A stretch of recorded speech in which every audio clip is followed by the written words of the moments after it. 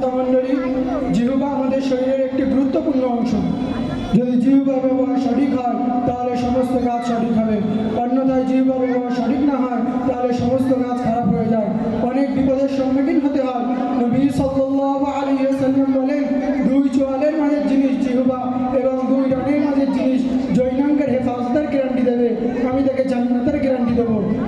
কেননা এই জিহ্বা দ্বারা মানুষ মিথ্যা বলে, মিথ্যা সাক্ষী দেয়, এই জিহ্বা দ্বারা মানুষ জঙ্গলপুরি করে এবং গালি দেয়। আশ্চর্যের বিষয় হলো আমরা এগুলিকে গুনাহ বলে মনে করি না, যার মধ্যে আমরা সবাই লিপ্ত আছি। পুরুষ হোক বা মহিলা, যুবক হোক বা বৃদ্ধ, জ্ঞানী হোক বা মূর্খ। এই জন্য গীবত এবং পরনিন্দা সম্পর্কে আপনাদের সম্মুখে একটি কথোপকথন তুলে ধরা হয়েছে। বিষয়টি উপস্থাপন করবে আমাদের মক্তবের কয়েকজন ছাত্রী।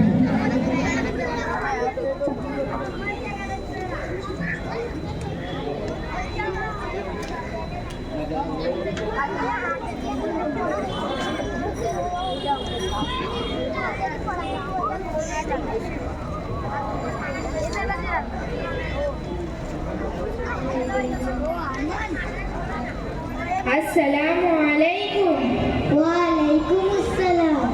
অনেকদিন দেখা সাক্ষাৎ হয় না, বসো বসো। এই মেয়েটিকে আমাদের মেহমান মুম্বাই থেকে এসেছে আর দিনের বিষয়ে অনেক কিছুই জানে। আরে আমি তো কথায় কথায় কেমন আছে জিজ্ঞাসা করতেই ভুলে গিয়েছি। ভালো আছো তো? হ্যাঁ, কোনো রকম চলছে আর কি। তা তুই কেমন আছিস? কোথায় আর ভালো, এই কোনো রকমে আছি। আরে আপা, আল্লাহ আপনাকে কোনো কিছুর কমতি দিয়েছে? এত সুন্দর সাজানো গোছানো সংসার দিয়েছে, আর ছেলেও ভালো চাকরি করে, আর চাঁদের মতো সুন্দর বৌমা পেয়েছো, আবার কি চাই?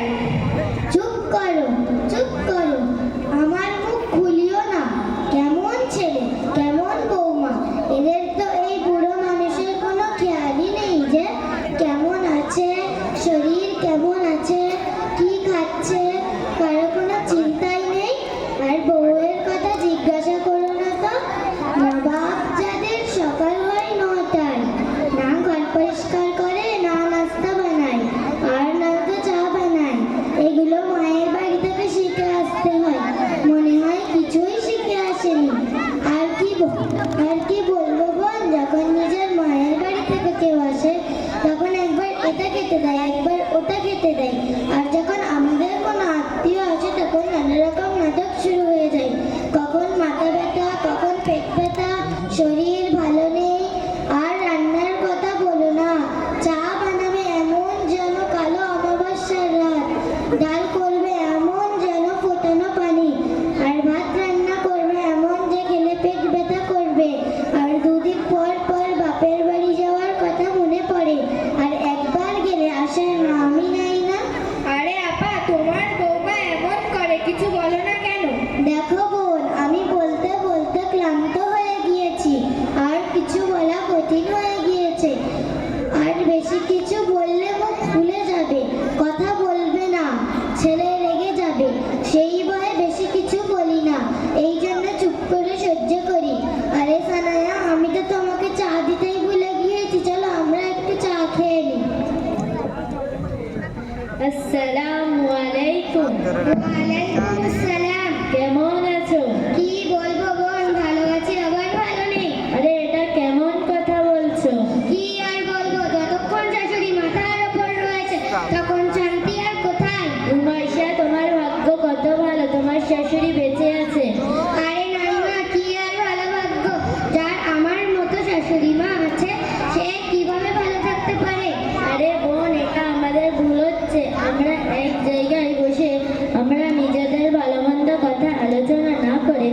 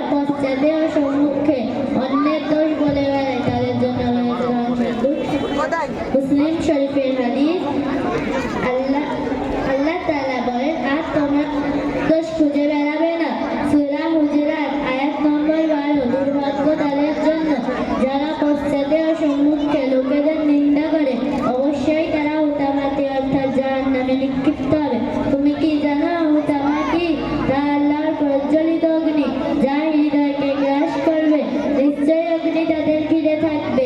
বড় বড় স্তম্ভ সমূহে সূরা হুমাযা 1 নম্বর 1 থেকে 9। হযরত আবু হুরায়রা রাদিয়াল্লাহু আনহু থেকে বর্ণিত, রাসূলুল্লাহ সাল্লাল্লাহু আলাইহি সাল্লাম বলেছেন, তোমরা কি জানো গীবত কাকে বলে? সাহাবীরা বললেন, আল্লাহ ও তার রাসূল সাল্লাল্লাহু আলাইহি সাল্লাম ভালো জানেন। তিনি বলেন, তোমার কোনো ভাই সম্পর্কে এমন কথা বলা যা সে অপছন্দ করে, তাই গীবত। সাহাবায়ে কেরাম জিজ্ঞেস করলেন, হে আল্লাহর রাসূল, আমি যে দেশের কথা বলি সেটা যদি আমার ভাইয়ের মধ্যে থাকে তাহলে কি গীবত হবে?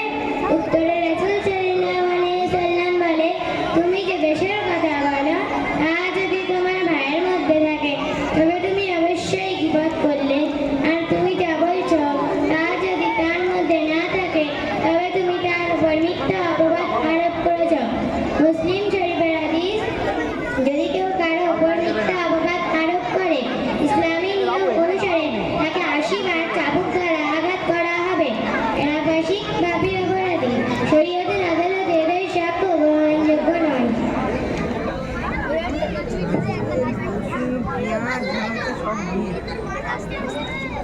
শুধু তাই নয়, মদ্যপান, চুরি, ডাকাতি, ব্যভিচার ইত্যাদি থেকেও মারাত্মক ও নিকৃষ্টতম পাপ ও কবিরা গুনাহ হলো গীবত।